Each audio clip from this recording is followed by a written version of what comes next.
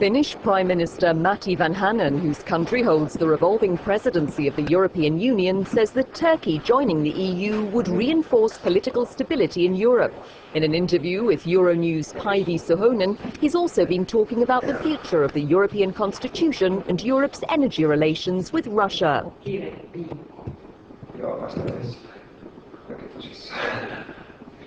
Finland's presidency of the EU began on the 1st of July. How have the first 3 months been? Of course, the most notable event was the crisis in Lebanon. We couldn't have foreseen that, but we were ready to cope with major international crises, and we responded immediately. We didn't do exactly what even the large countries wanted, but we did maintain the unity of the European Union while defending the European point of view. The presidency has to find a common vision, and that must include the point of view of the country which holds the presidency, and we did that on this occasion. The EU must learn how to speak with one voice on foreign affairs. With regard to EU expansion, from next January there'll be probably 2 new members, Bulgaria and Romania. How important is it for Finland that this expansion occurs during its presidency? Of course it's important, and more especially symbolically, because the decision that they should join was made during the previous Finnish presidency of the EU. Now, if we manage to complete the negotiations during our current presidency, that would be very good. Let's address the issue of Turkey. Can Turkey one day meet all the requirements necessary to join the EU? Right now it doesn't meet them, but I believe and I wish that one day it will be able to. It's important for the stability of Europe and for Turkey's neighbours that Turkey, which is a very large country, assumes European norms and that its society develops along those lines.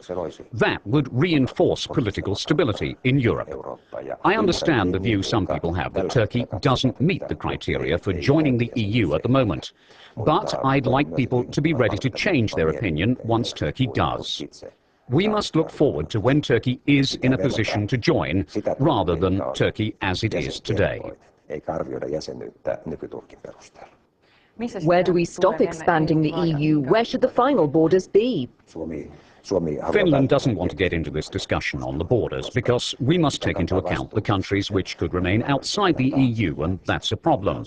I prefer to emphasize the long-established European principle that all European countries that meet the criteria and the standards of the EU must have the right to join. How have the 10 newest members in the European Union adapted to being in the EU?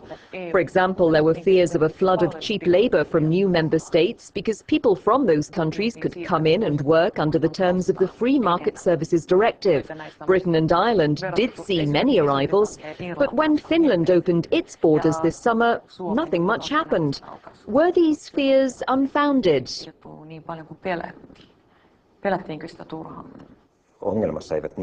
The problem is not so much in the more economically developed countries, which can absorb workers to cover for their own labour shortfalls. Rather, the problem seems to be in the countries that provide the workers. The problem is back home, especially if it's the more qualified workers who leave, creating a brain drain. It affects the better trained and especially the young people.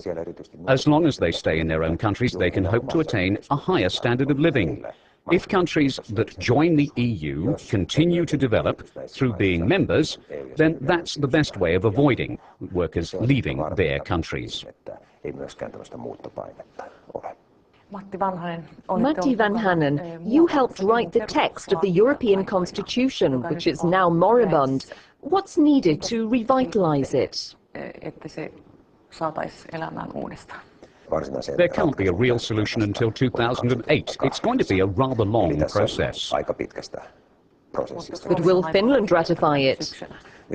Finland, like the majority of EU members, will put forward its views on the text that's already been negotiated because we have that right and we want to give our opinion on the text, to say whether it's good or not. But will that ever come into effect? It's possible, but anyway, we have the right to deliver our opinion on this negotiated agreement. It's inconceivable that a country that isn't in favour has the right to speak for the other countries. It's a good thing that countries have an opportunity to voice their opinions, and that will affect the final outcome. Looking ahead to the informal EU summit to be held at Lahti in Finland next month, Finland's invited Russian President Vladimir Putin, and the summit will examine energy issues. Is Europe too dependent on Russia for energy? In international relations, we are all dependent on each other, especially in economic relations. And I'd say that tendency of interdependence is increasing. But how? For example, Finland's success, and we have been very successful, is mainly based on other countries' dependence on us, and that dependence is reciprocal. Russia gets revenue from selling energy, and it's in its interest to be as reliable an energy supplier as possible.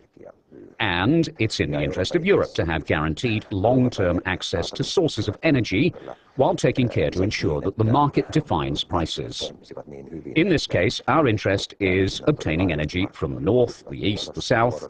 Europe must develop multiple networks of energy suppliers so that it doesn't depend exclusively on just one source. Energian hankintaverkostoja eri suuntiin niin, että emme ole riippuvaisia mistään yhdestä ilmansuunnasta totaalisesti.